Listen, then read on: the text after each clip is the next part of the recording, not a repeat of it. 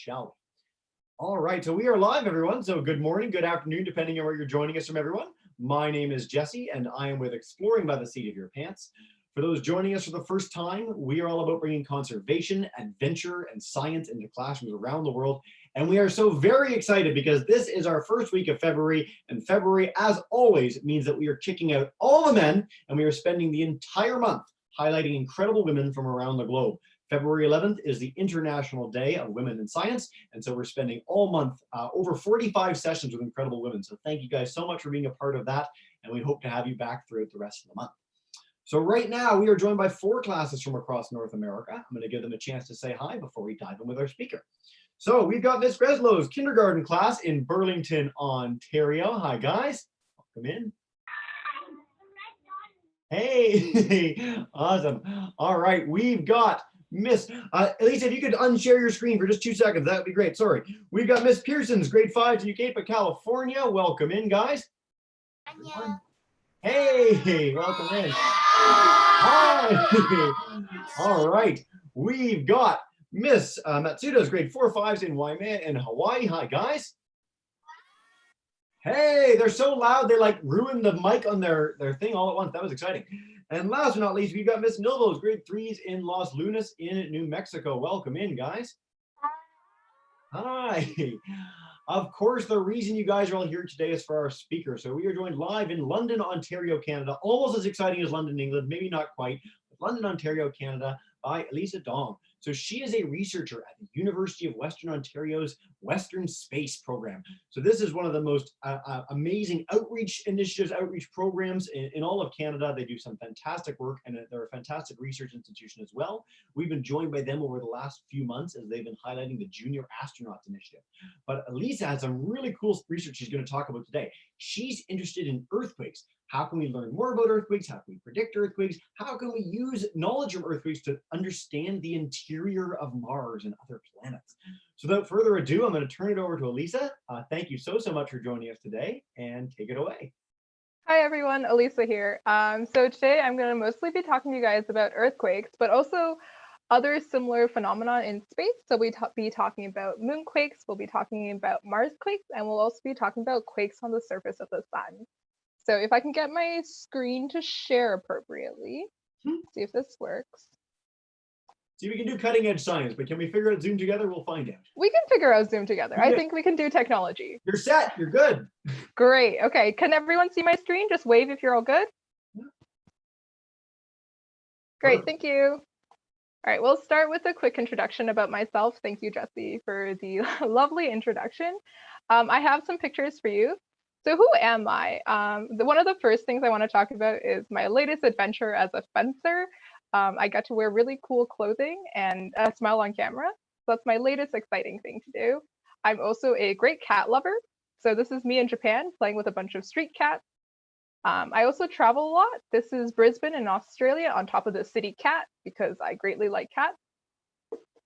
And this is me trying to take photos of footsteps and claw marks in the sand because I think they're really interesting. And I wasn't sure where they came from. So I took a photo and I was like, one day I'll come back and look at these paw prints and figure out where they're from. Just a quick photo, Great Barrier Reef on Heron Island. I really like photos of the sky. I really like birds. I really like islands. And I think our coral reefs are really important. The most important thing about me is that I am a coffee addict. So I drink a lot of coffee. It helps me stay awake during the daytime and sometimes during the nighttime. And I'm also part of a multidisciplinary research group. This is a photo of us taken in the physics department at our meeting in November, I think, where a bunch of scientists from around the world get together and talk about big problems. We talk about the destructive forces of wildfire.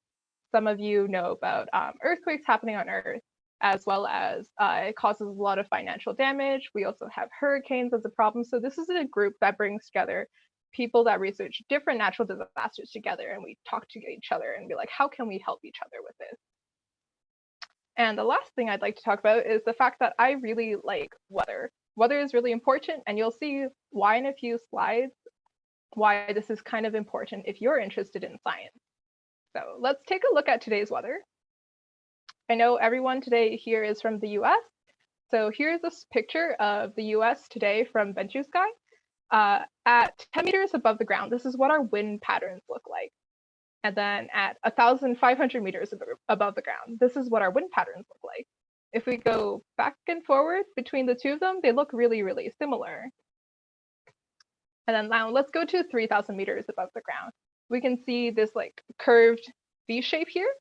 And that is basically telling us that in Central America, there is a very large low pressure system. And I'm told that in a couple of days, we're going to have a very large amount of freezing rain. And that's because of this V dip in the atmosphere. And that's just a little enhanced at a higher level. So we can see that like jet stream movement coming across. And I bring this up to you to tell you basically that if you are in science and you're interested in things, you can do a lot more than just what like is your own research field. So I study earthquakes, but when I'm really bored, I can also go look at a weather map and figure out what the weather is like tomorrow. Also, the final thing is that space also has weather. This is a picture of the coronal mass ejection from the sun, which means the sun sometimes gets a little upset and it sends out things into the sky. Here's today's picture from 4 o'clock in Central Time. So let's talk about my own research for a little bit. I study earthquakes, forces of mass destruction, and here's a picture of 2011 in Tohoku when a massive tsunami occurred because of an earthquake. And essentially it wiped out a lot of places. A lot of buildings were destroyed. A lot of water came onto the island of Japan. The time of day changed. There's a lot of issues with this. So what do I actually do? I look at a bunch of numbers and try to predict when these earthquakes will happen. And if these earthquakes will happen, will a tsunami also happen? So here's how I like to think of it myself is I think of earthquakes as a domino effect. So when you like push one domino, all of them kind of start falling. And I want to know how do they fall? Because knowing how they fall can tell us where we can have earthquakes happen. And so what I'm currently working on is looking at the Cascadia subduction zone. This is a region in Canada. And I know it doesn't affect most of you guys, but some of you guys I think are from California, right? And so those in California, you might have heard of the San Andreas Fault.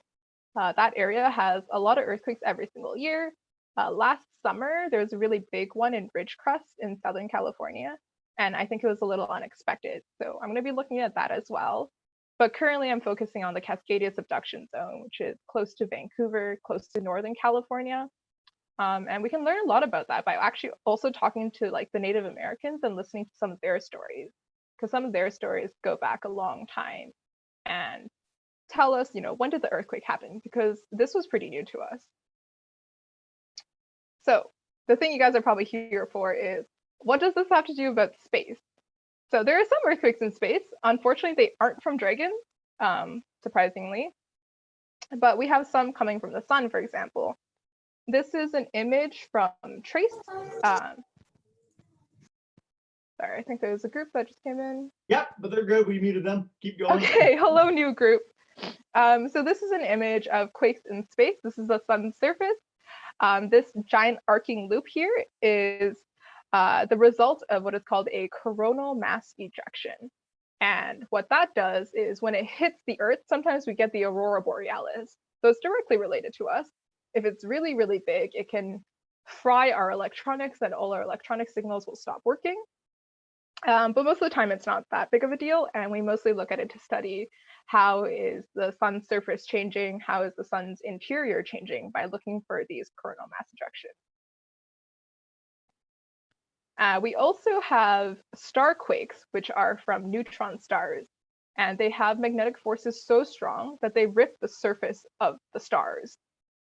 So we call these magnetars. This is one of the best images of a real one, essentially ripping itself apart because its power is so strong.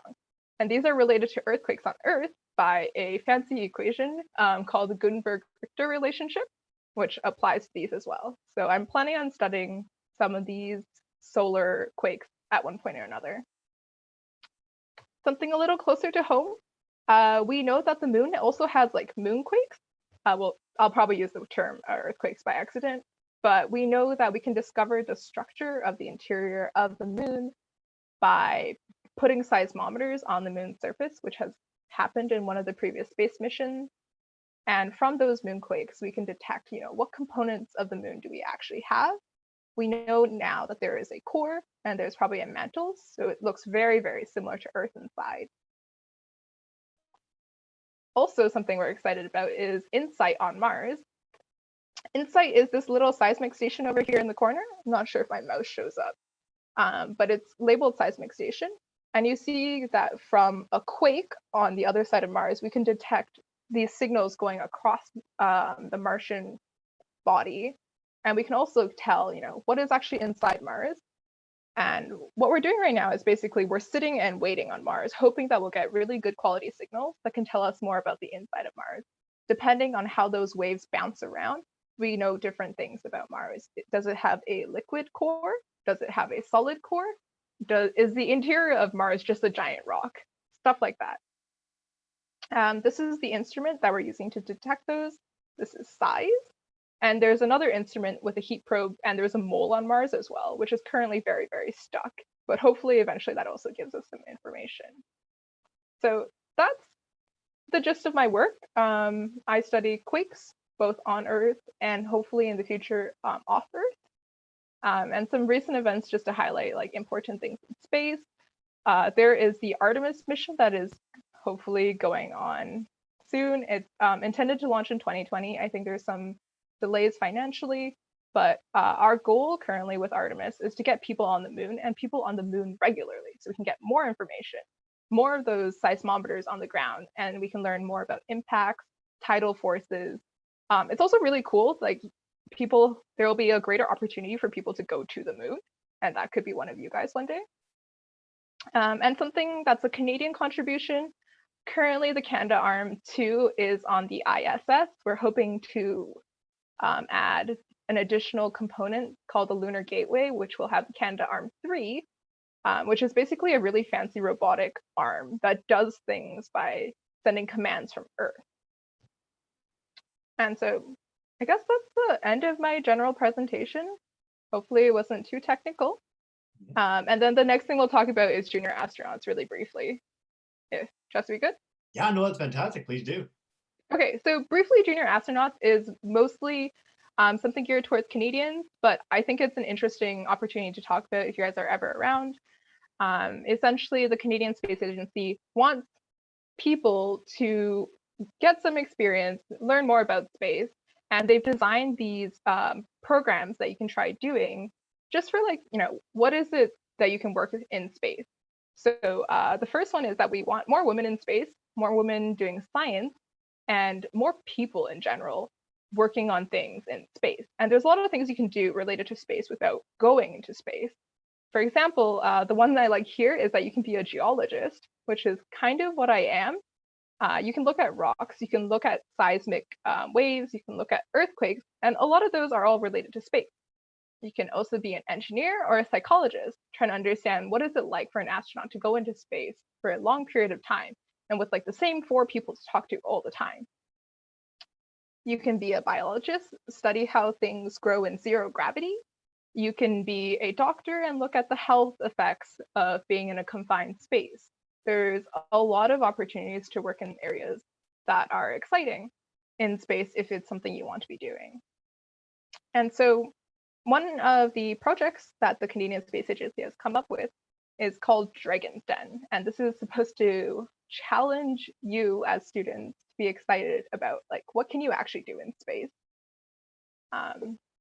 So there's 4 panels in Dragon's Den. Essentially, you're trying to pitch an idea to a group of people who have a lot more money than you do for why they should give you money. One of those is the astronaut panel. This is how do you improve an astronaut's life, essentially. And so specifically, they're looking for ideas to help astronauts live, work, and study in space. And this can be anywhere in space. And like, I think one of the ideas was that like maybe like enhancing an astronaut's life by having good access to music or exciting access to different types of food. Recently, I heard that they uncorked a bottle of wine in space. So those are all things that can make astronauts a little happier and have a good time up in space. An alternative panel is to design something really cool that can be used in space. And that's also probably profitable. So if you want to design Canadarm3, that would be an engineer type panel that you can pitch. Politicians, why should our politicians give us money to go to space and to build things related to space and to look at space weather, for example? And if this is an idea you want to consider, for politicians, the most important thing is how can that money be invested into space technology and then come back to Earth? And then finally, I guess this is another finance, but pitching towards the industry, people who have independent money, who are less tied to the government. Again, we want to be designing things that will be profitable long term. So if we make a new rover, how does that help us on Earth? And how does that make us more money on Earth? So these are, if you guys have time as a class, ideas to think about, what kind of like cool projects can you come up with? Can you pitch a concept or design a robot that will make everyone really happy? And that like, then they can give you money and you can build those things and you can be excited and then use that in space, hopefully. So pick a panel if you guys are so inclined, and then make your pitch. Pretend you're talking to an agency, a group with money, either like the space agency, people who are caring about the health and activity of astronauts, people who are working in the industry and have connections to robotics. And, you know, try to pitch those either to your classmates, to your teachers, and be like, please give me money because I want to design this and it's really good for you as well. So I think that's everything I wanted to say. Thanks for listening for my intro, and I'm open to questions, and I'll hand it back to Jesse. Fantastic. Well, thank you so much, Elisa. And yeah, we actually had a session with the Canadian Space Agency engineer earlier today, and they highlighted the fact that while right now it's only open to Canadian classrooms, in a couple months, they're going to unveil all those activities to international students. So we've done a bunch of sessions on junior astronauts over the last few months, and whether it's Patchmaker, Dragon's Den, Survivor Moon, or the dozens of others that they have, it's a really neat way as a class to get engaged and excited about space when, frankly, it's your kid's age that'll be going to Mars, going to the moon again. It's the best time ever to be a kid interested in space because there's going to be more opportunities than there's been ever in history, which is really exciting. So with that said, I want to go to Q&A. And so guys, we've got these 4 classes. We've got a few watching it on YouTube as well. So if they want to type in questions, please do. But if you guys have questions about Elisa, her work, about junior astronauts, about what we're doing in space, go for it. I'm going to start with Miss Potts' class, who joined us a little bit after we began, joining us from Freehold, New Jersey. So Miss Potts' group, you guys want to kick us off with a question? Come on up. How common are the earthquakes on Mars? Yeah. That's a really good question. Within this, I believe InSight has been there for just over a year now, and I think they've detected small quakes. Oh, hold up. I'm muted. No, you're fine. Am I unmuted? No, you're unmuted. We're here, yeah. Okay. So last I heard, there's been over 1,000 detections of really, really small quakes. We measure quakes in terms of the amount of energy that is released. So a very small baby quake that you probably wouldn't feel, honestly, is around a magnitude 3. And we've only measured, I think, 2 or 3 of those on Mars directly. And those are the ones that can provide us information. But things such as like magnitude 1, there's been a few hundred of those.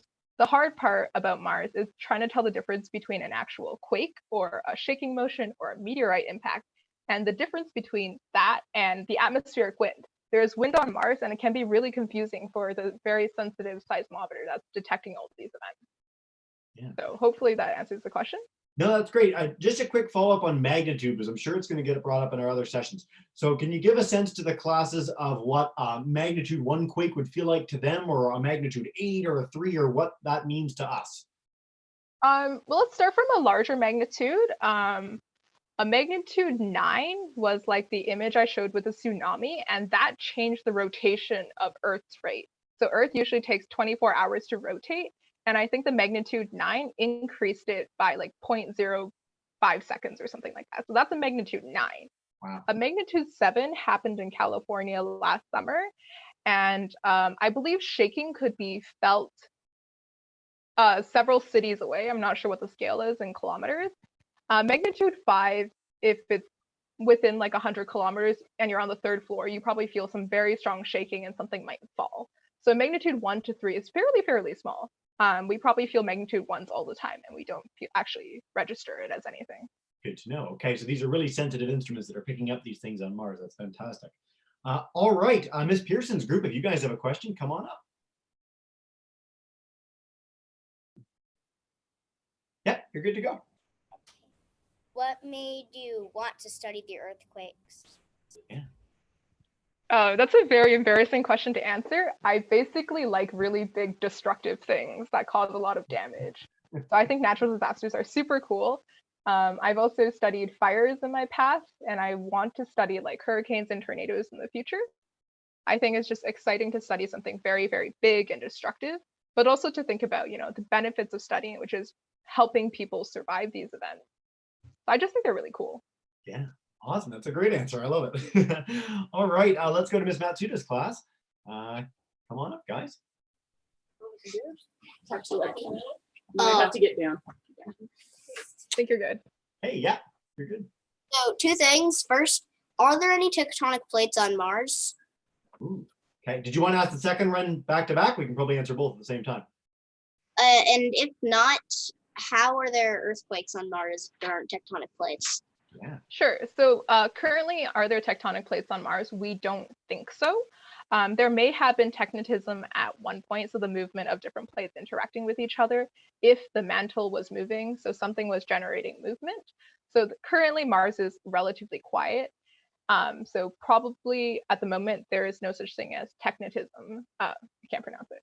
And as for how are there quakes on Mars, there's a lot of reasons why we can have quakes. If we go back to the definition of magnitude, it's just how much energy is released. And energy can be released, say, if the plate is cooling. So if Mars's surface was once really hot, then as it cools, it can contract and release energy in that process. A different way of creating quakes is actually meteorite impacts. That's something I want to look at later, is if a meteorite hits Mars and it's really big, in that process, it releases a lot of energy. And because size is a really sensitive instrument, it can actually feel that meteorite impact. So that's 2 ways of getting like earthquakes on Mars. Does that make sense? Yeah, that's great. All right, Miss Novo's class, and then we'll do a whole second round of questions. We're whipping through these, guys. This is great. Miss Novo's group, come on up. Hello, my name is Jagger.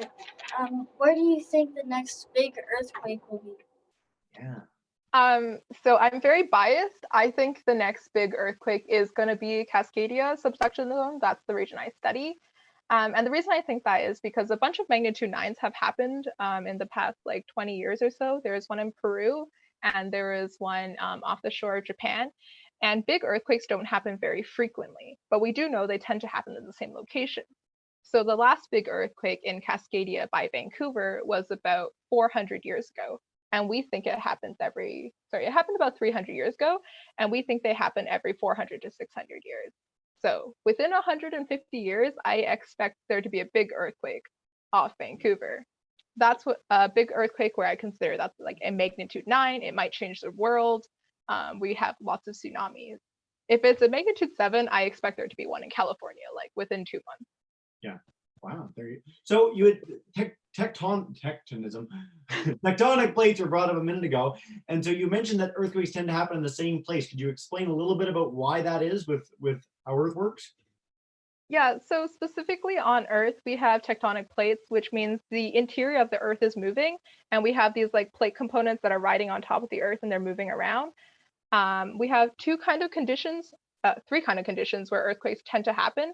The first one is under transform faults. So like it's when we have 2 plates and they're sliding across each other and they have a bit of friction.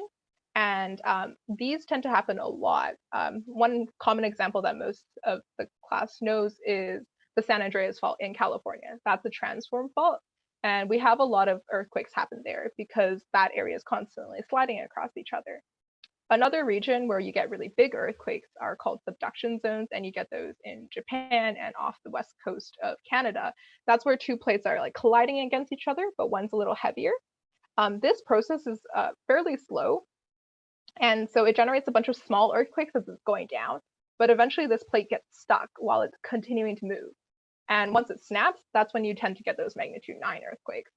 The final location is intraplate, so within like a very stable plate boundary, you get like random earthquakes here and there. That's mostly from temperature, like contraction of crust and movement.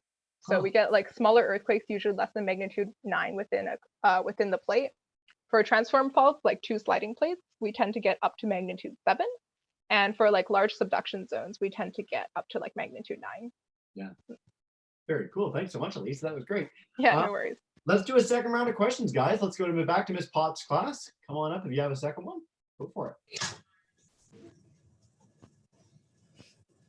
Hi, yeah.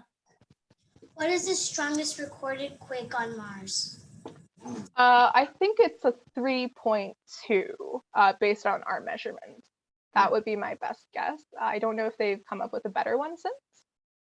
So it's still really tiny. What's the biggest one on Earth by comparison? Do we know? I don't know how long we've been measuring, but. The largest one that's been measured should be a 9.4. I could be wrong. I think this was a very long time ago. Yeah. But for those who don't understand magnitude scaling, 3 and 6 are very, very different. I tend to describe magnitude 9 as 25,000 nuclear bombs going off at once. Whoa. So 9 isn't like, just for the class's sake, 9 isn't 3 times as powerful as a 3. 9 is way more powerful than a 3. Yeah, it's several hundred times much larger. So it's like a 9 is big enough that it affects all of Earth. Yeah. Whereas like a magnitude 3, most of us wouldn't notice it in our day-to-day lives. Fantastic. Cool. Great question, guys. All right. Miss Pearson's class. Come on up. Where do you think the 7 earthquake will hit in California? Where do school. Where do I think the next earthquake will happen in California? First of all, I apologize if I scared anyone who is actually in California. Usually, most people live far enough from the transform fault itself that there will be some effects, but you won't experience the entire magnitude 7.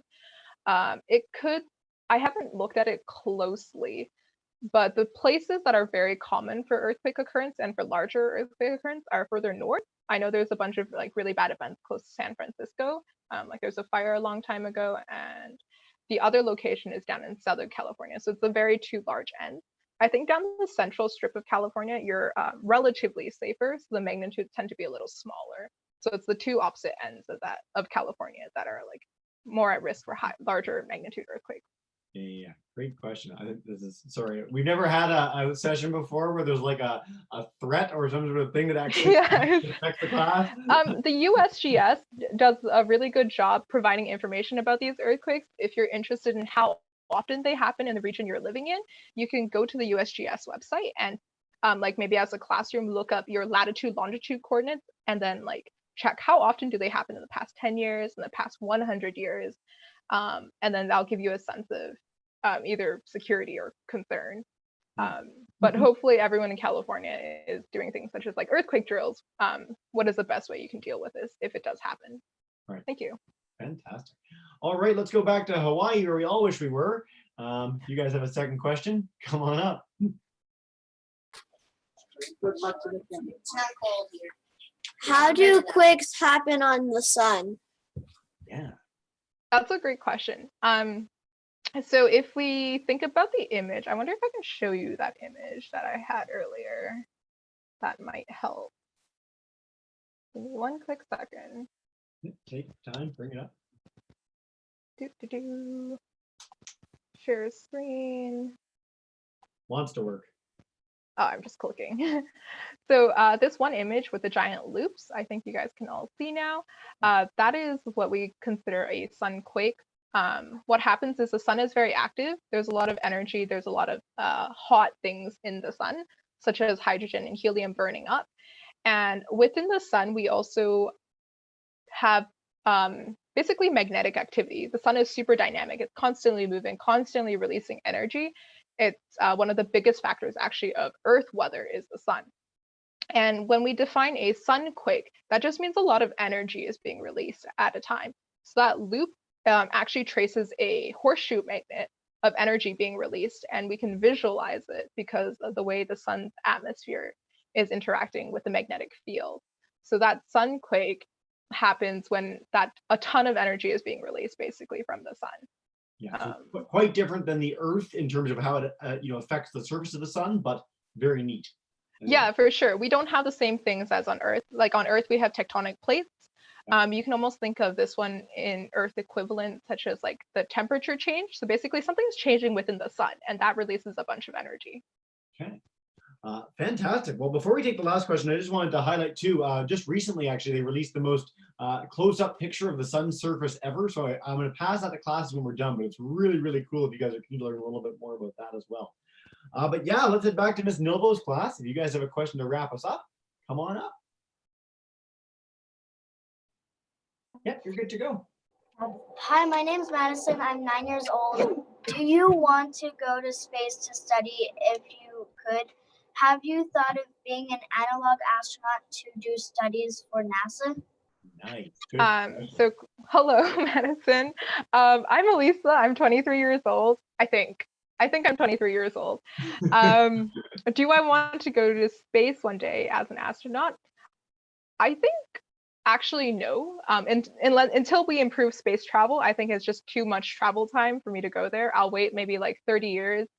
And if they also invent a technology that I can stay young and healthy, then I'd be down to go in the future if they make space travel really, really fast.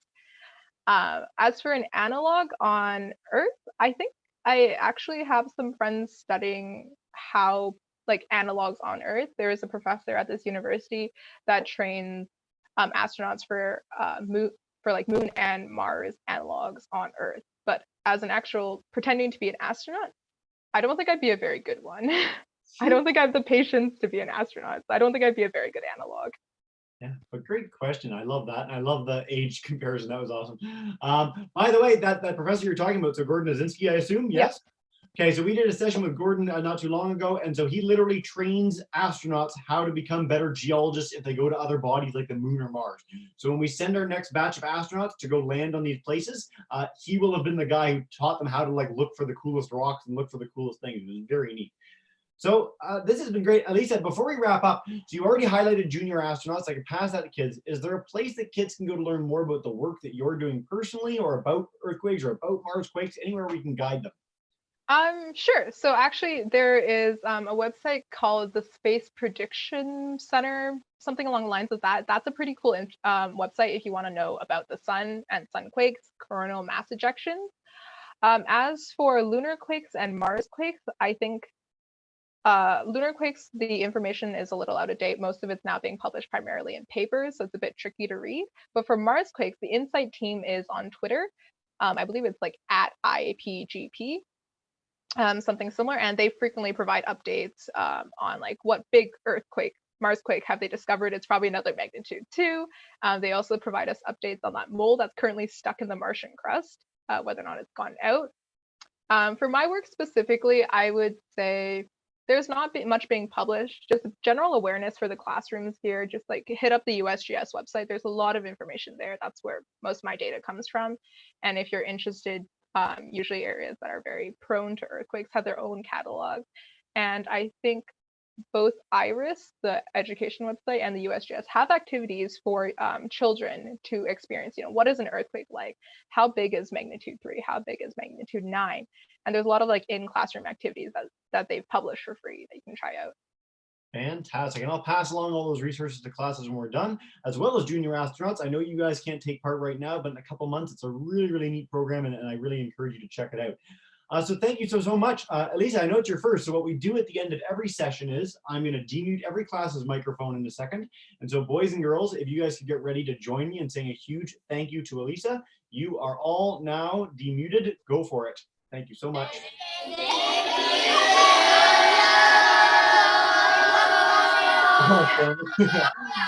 Thank you guys to all our classes for joining us for junior astronauts for February as we highlight amazing women. Elisa, thank you so much for joining us. We really appreciate it.